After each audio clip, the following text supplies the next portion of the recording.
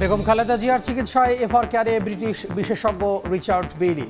সন্ধ্যায় আসবেন চীনের মূল দল। সম্মিলিত সিদ্ধান্ত নেবে মেডিকেল বোর্ড।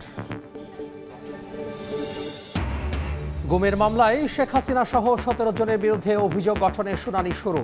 10 সেনা কর্মকর্তাকে ট্রাইব্যুনালে হাজির। ফেব্রুয়ারির নির্বাচন হবে উৎসব মুখর।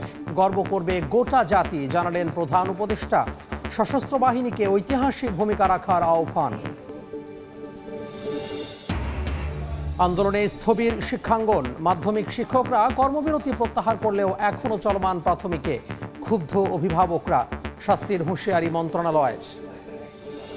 টাকা দিলে কাজ করে দেয়, ঠিক আছে, টাকা না দিলে কাজ করে দেয় না। উপপরিচালক আছে নুরুল হুদা, তার মাধ্যমেই কাজগুলো হয়।